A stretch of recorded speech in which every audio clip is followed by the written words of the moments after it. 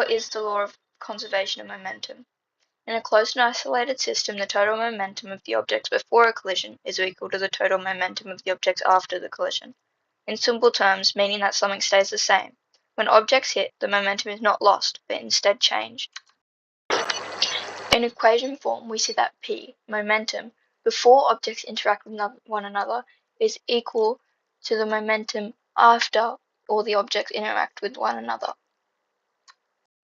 In my experiment, I'm trying to find the shared velocity of two variables after a collision. Here are the 5 steps for this experiment. First, find the mass and velocity of both variables. Figure out the direction they're heading. Step 3, figure out the momentum of each object. Find the velocity after a collision, and then find the shared velocity of the variables. What do you need for this experiment?